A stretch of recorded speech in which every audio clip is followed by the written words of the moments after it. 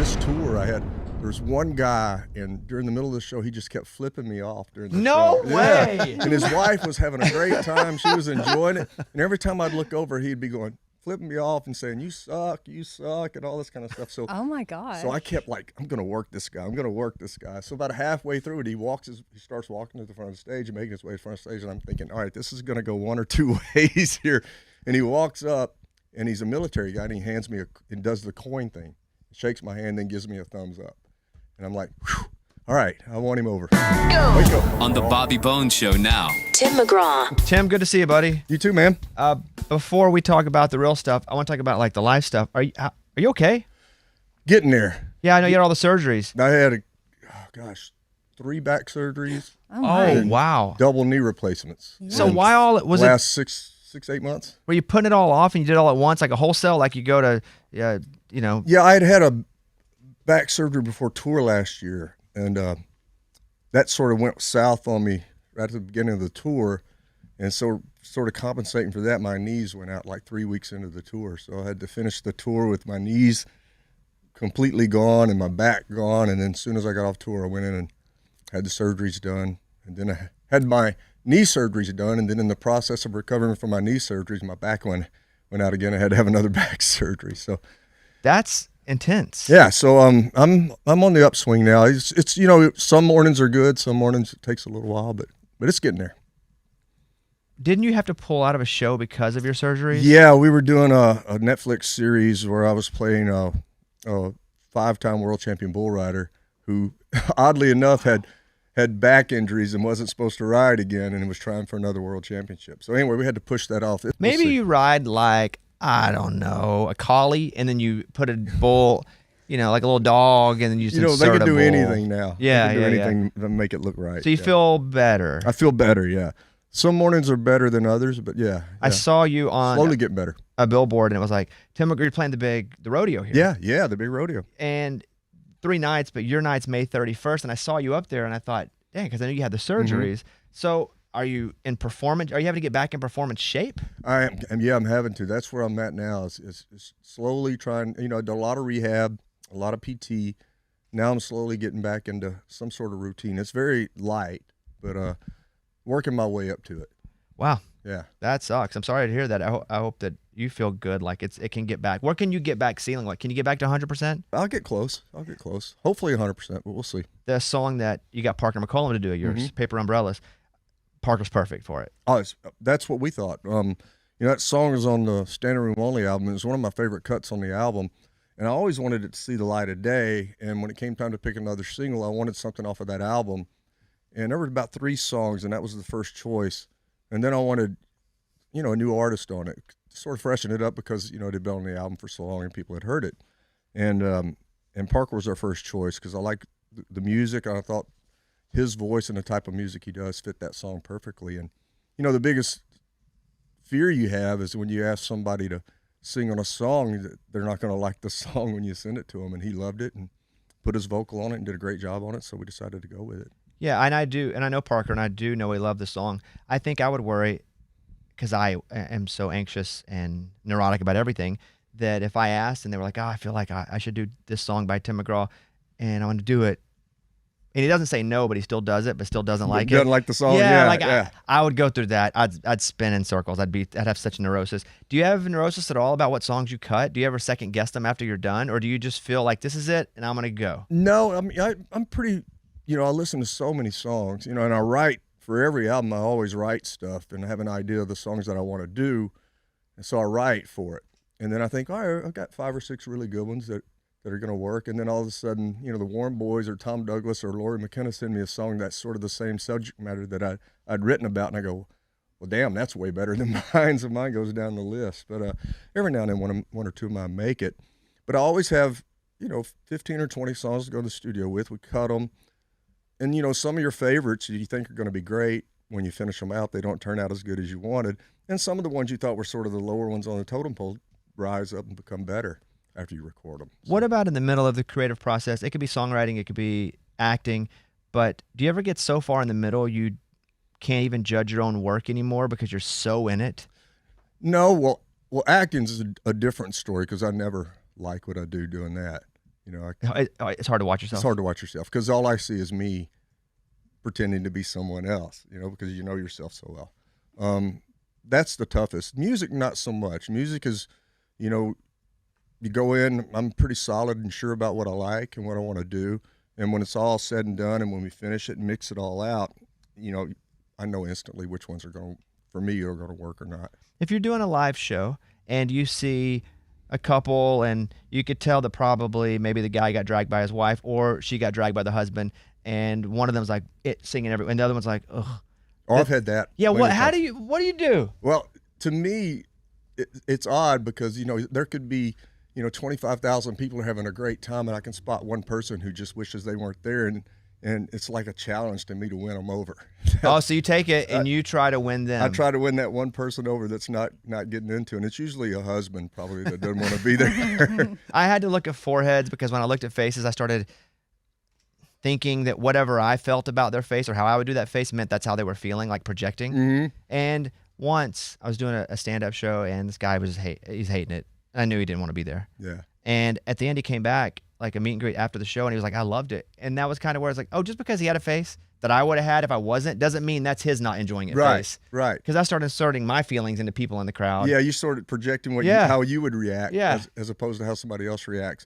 I had that before. This tour, there was one guy, and during the middle of the show, he just kept flipping me off during the show. No way! Yeah. And his wife was having a great time. She was enjoying it. And every time I'd look over, he'd be going, flipping me off and saying, you suck, and all this kind of stuff. So, oh my God. So I kept like, I'm going to work this guy. So about halfway through it, he starts walking to the front of the stage and making his way to the front of the stage. And I'm thinking, all right, this is going to go one or two ways here.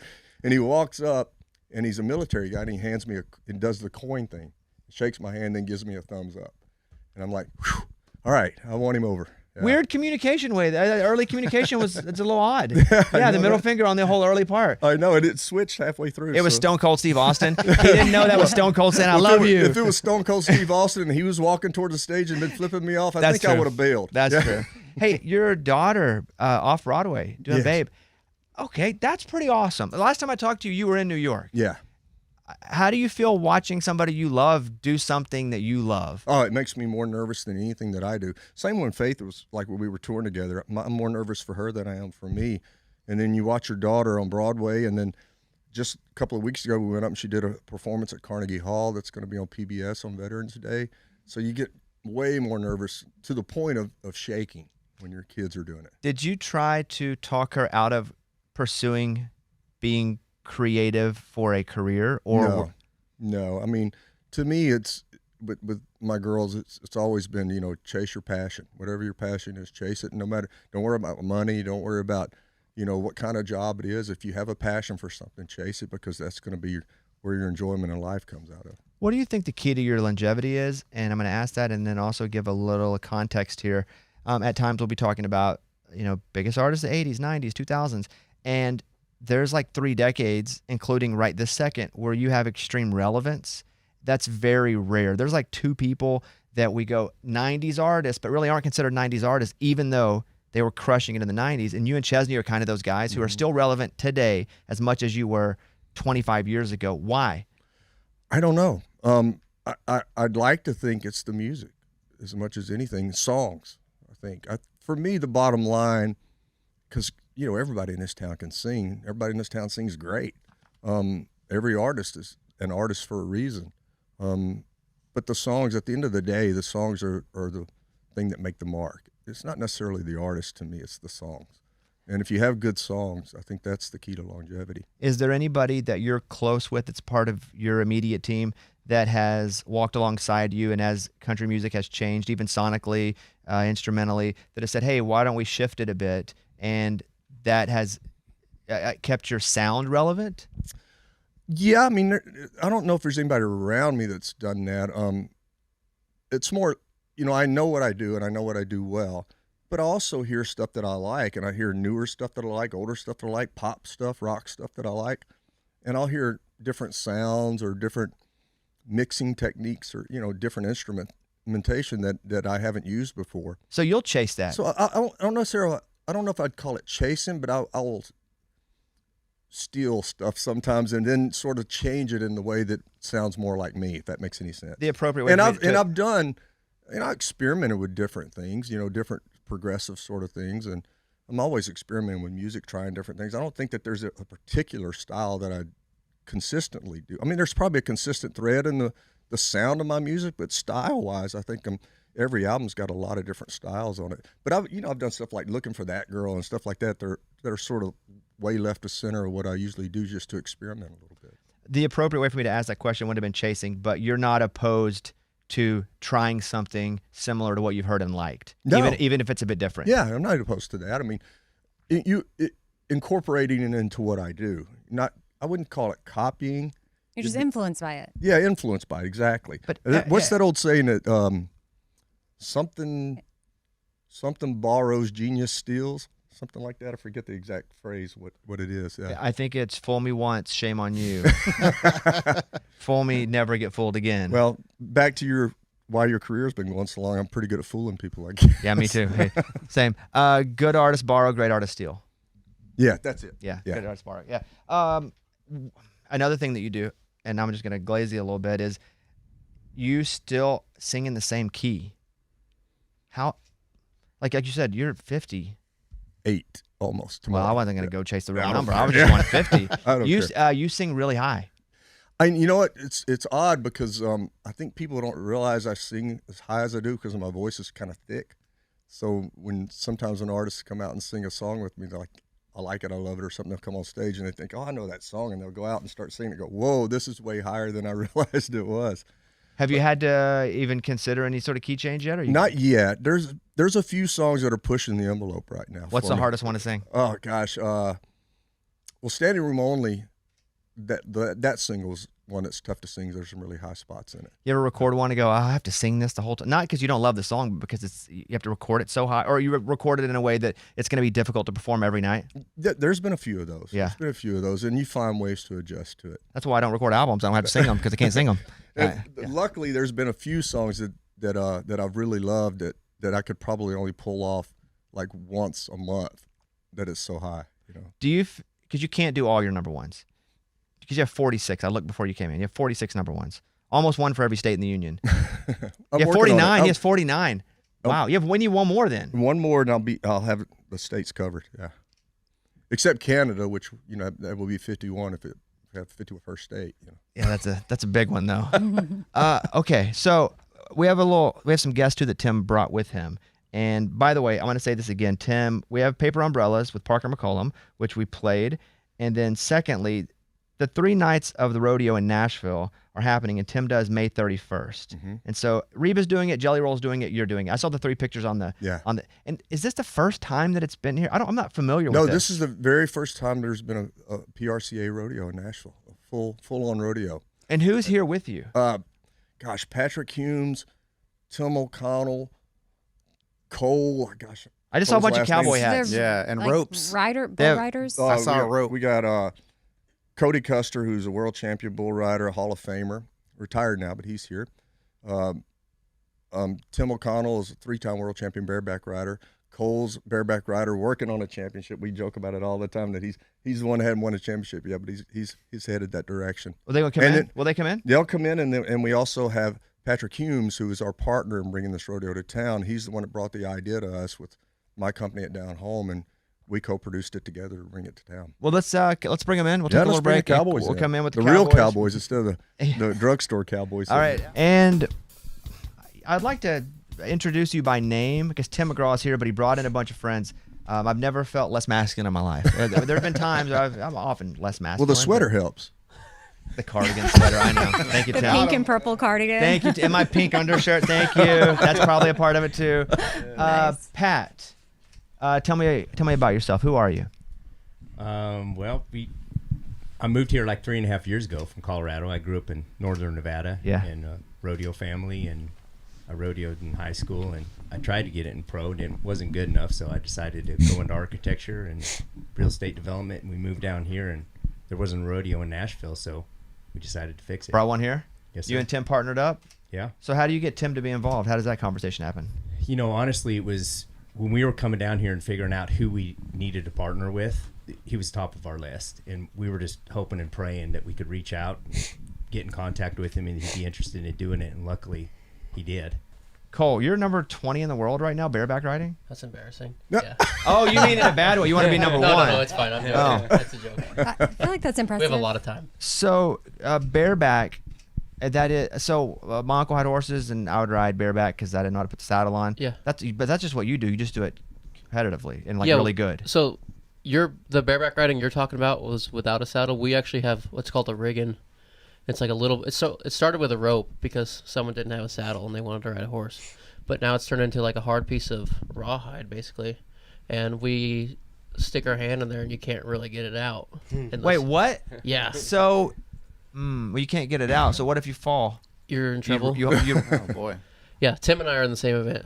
So he's a world champion. Yeah, I see Tim O'Connell, world champion, 16, 17, and 18. Yeah. So I'm assuming, Tim, that when you fall, you don't fall much.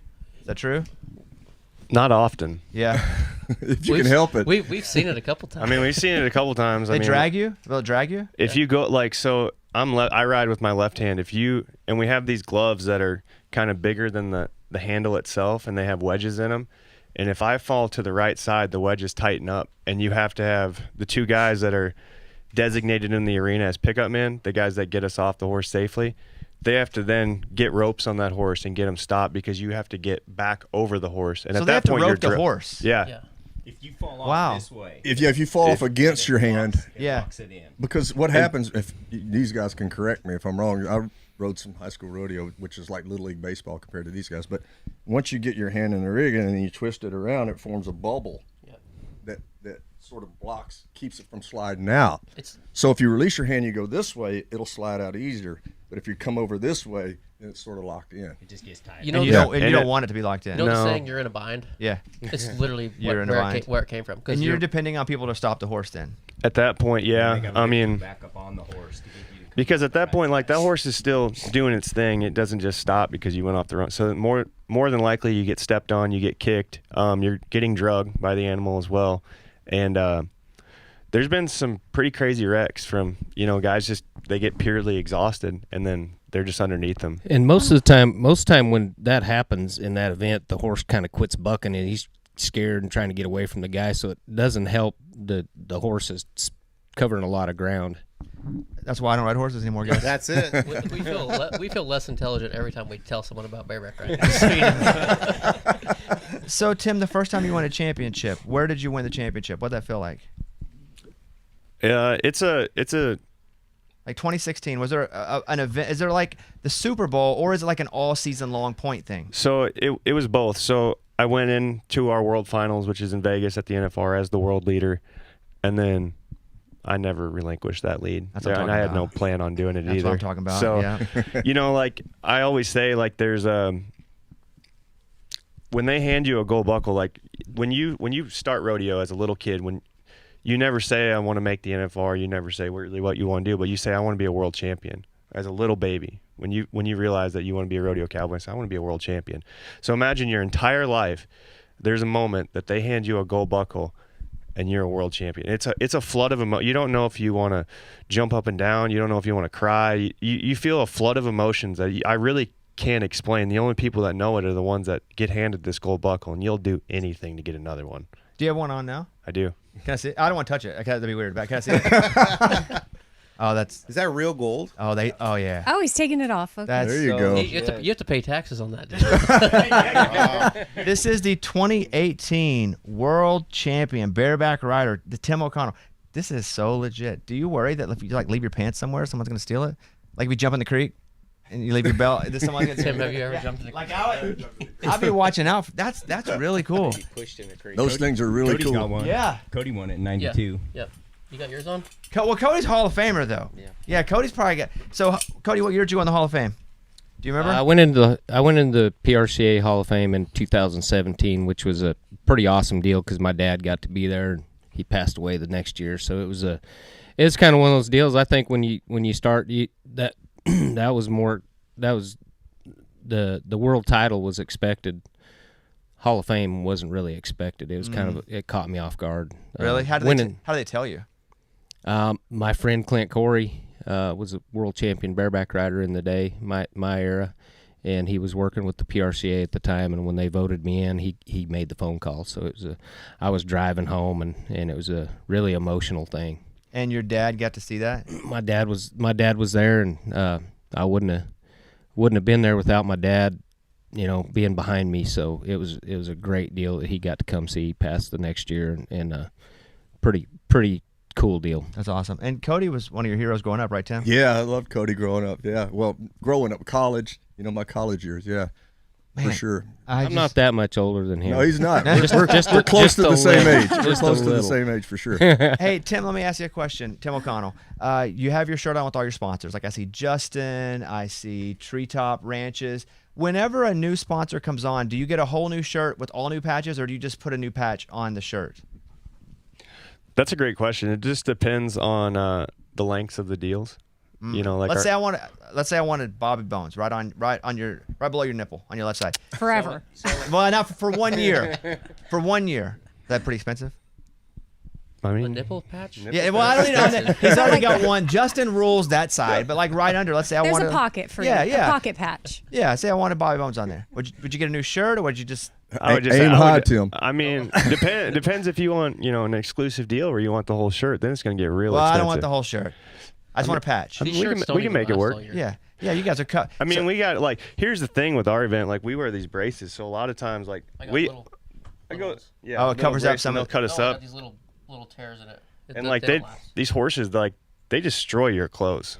So I got about 15 of these shirts, all look the same. Are you guys always a little bit injured? Yeah.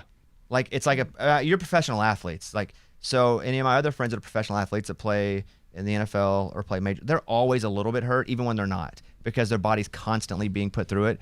Are you always a little bit hurt? Yeah, because our event, they've broke it down. It's even on the very best days on what we call a really easy horse, it's the equivalent of getting into a small car wreck.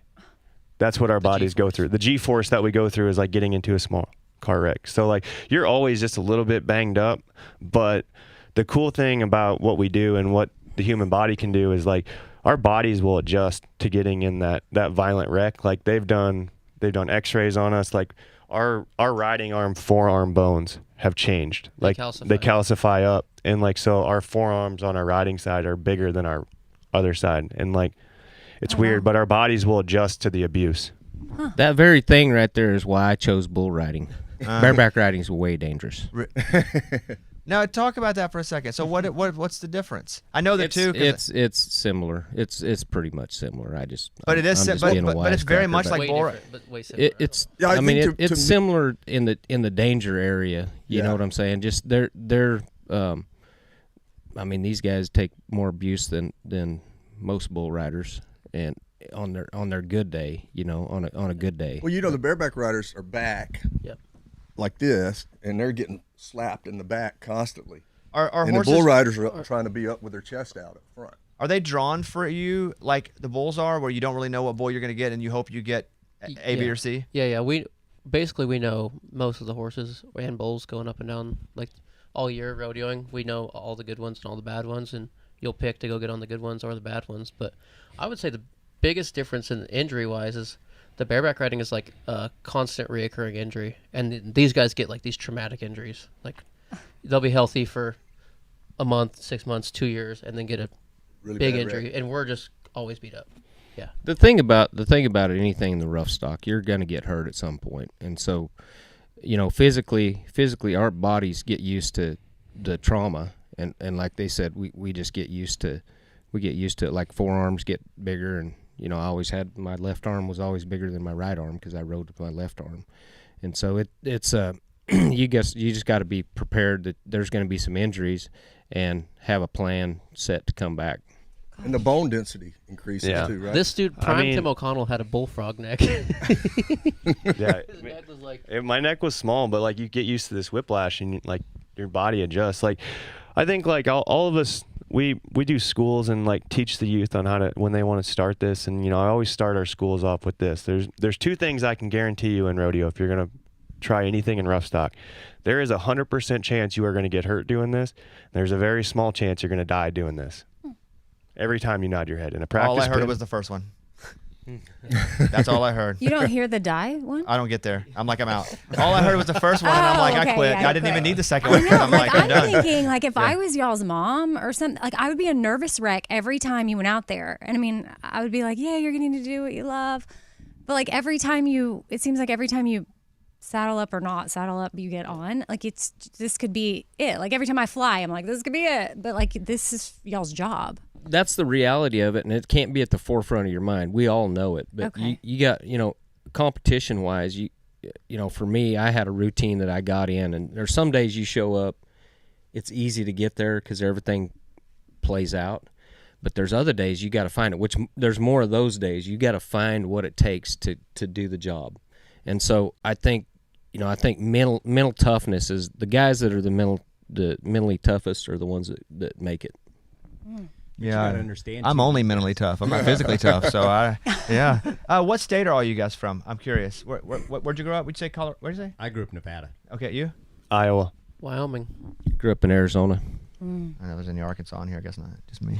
There's a lot of cowboys out of Arkansas. Yeah. Okay, so I'm going to say this. So the 3 nights of the rodeo, and this is the first and only PRCA Pro Rodeo held at Bridgestone Arena. So Music City Rodeo is the nighttime event, with the rodeo starting at 6:30 p.m., followed by the concerts at 9 p.m. So come out. Are all you guys competing? Are you guys competing? You two competing? I'm the only one. You're too many belt buckle, too many gold Yeah, championship belt buckles. I actually 6 weeks ago I tore my right side of my core off my pelvic floor. Did you say that to those kids? 100% chance you're going to tear your core off your pelvic floor. How? Right. I mean, doing my job. I mean, it just. Yeah, that sounds. I had that's terrible. just a weird deal, and the whole right side of my core detached. Well, you look great for it. Appreciate Yeah, it. yeah. What? So are you having to see a pelvic core specialist? That felt dirty. I'll be honest with you. I mean, it did. I know it wasn't, but it did feel a little like over the line, like we should call HR. I mean, I just had to call one myself. That's why I'm asking. Yeah, no, I had to go to Philadelphia, and they reattached me. Oh my god. When are you back? What's the rehab? Out in the rehab. Well, I'm 6 weeks out as of yesterday. They said 12 weeks, and I'll be back on the horse. He's going to get a phone call today and not very long about. Yeah, later on today, the surgeon's going to call me, and he's going to let me know what I'm released to do at this point moving forward. So, ramping up, I have about 6 weeks. But unfortunately, that 2 weeks on what we do, for how violent it is, 2 weeks is a long time. Because as soon as I go back, I'm going to tear stuff apart again. And the first one back's going to tear all that healed stuff apart, and it's going to get back and showbiz, screw baby. it. That's crazy. And your body has to. There's no shape like rodeo shape. You can be in the best gym shape, best athletic form, but there's nothing that can get you in shape for the violence that you go through on the back of an animal. And as much as we want Tim to be in our rodeo, I want him to get healed up so he can have a chance for summer runs. I'd pawn a couple of belt buckles and call it a day. I'd pawn a couple. Yeah, I'm done. I got some buddies at pawn shops. I can get you a good deal. One good ride. Do y'all wear helmets? This is a dumb question. Sorry, I don't rodeo. Do y'all wear helmets? Yeah, bull riding. Can you disguise your cowboy hat as a helmet or something? Just because I'm really worried about y'all. The bull ridings where guys wear helmets nowadays. Back in my day, there was nobody wore helmets, but now the youth it's required for them to start with helmets. So those kids that started with helmets, most of them end up riding with helmets. There's a handful of guys that don't, but is it like in PRCA you can go either way, right? Yeah. But at PBR you have to wear helmets. PBR's changed it. a certain date. It was 1994. It was October 19th of 1994. If you were born after that date, you had to wear a helmet in the PBR. So, But all the horse events, none of us wear helmets. I'd wear a helmet if I was commentating. Well, there was just in case. Just letting you know how tough I am. I'd be up there if I was calling it. I'd have a helmet on. Your eyes have to be in a certain location on these horses to find the rhythm and find the jump with them. And the way we lay back, we wear neck rolls and neck braces to help with the whiplash. But if you had that helmet on, even just that extra pound, when they snap your head back, you won't be able to get your chin back and your eyes back to the target. Oh. Is there any technological advancement? Because with other sports, you can either put the headset on, you can get in. Can you the bulls? I'm gonna give you an example. I'm thinking about it. My brother-in-law is a collegiate softball coach, And so now they have machines that can mimic the pitchers they're going against, throw the exact same balls at the same rate, same spin, and so the batters can get used to it. And so they can go up and they can hit against basically, and it's not AI, but a technologically advanced computer version of that pitcher. Can you do that in any way with a horse? Have they created something like that? I mean, yes and no. We have two main sources for practice. We have what we call the spur board, which is basically a plywood setup that we put some mats on, and you angle it down so you're sitting down and you're having to push your hips up, and it's stationary. It's stationary, and it mimics the big side of it with the padding on it, mimics the horse's neck. So to make it in a perfect form, you would spur it, and the front of it's going to lift off from all the power that you generate through this board, and then you'll snap your feet down, and it makes your body practice perfect form, and that kind of tells you. And then there is a bucking machine that really mimics bareback riding and the way a horse bucks, but you don't want to get on that too much either, because it's like, the ones you see at the bars or whatever. I got on one of those at a bar once. Yeah. Like it's the same jump.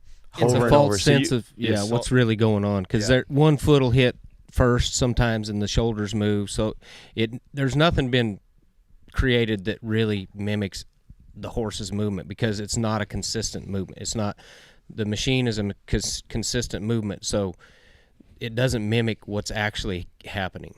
Yeah, the stumbling. If that makes sense. So the horse is too unpredictable. Or a slip, like if a horse slips in the back end with a foot slips, or he stumbles a little bit. Nothing can be mimicked. So really, in reality, the spur board that's a stationary causes you to do the things in perfection in a controlled atmosphere, so that when, there's no perfection in the arena, but you can practice perfection on a spur board, and then it relates over to the real thing. All 6 PRCA events plus the WPRA women's barrel racing, all happening. There's bareback riding, steer wrestling, mutton busting. Oh, you want to hear a funny mutton busting story? So I grew up in Arkansas. I went to a lot of rodeo / crash-up derbies, right? That's all. Usually it was the same, right? You go, and once I was too old, and I went mutton busting. I didn't know you should be little, and I was old. I was a little older than I should have been, and I was by like 7 years. I was the oldest mutton buster out there, and so it was like 7. I was like 13. So anyway, that's my mutton. That's why I don't do what you do. I tore my pelvic floor, so I stopped after one thing. Team roping, saddle bronc riding, tie-down roping, barrel racing, and bull riding, rough stock events. We'll put the details, too, up on our page. Tim McGraw, thank you for coming by and bringing all your friends.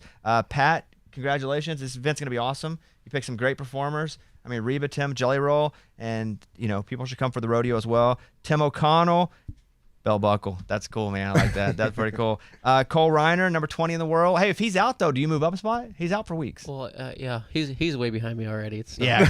Okay, all right, good enough. See, he keeps saying he's the one without it. I said, this best shot to win a world title is when I'm not in there.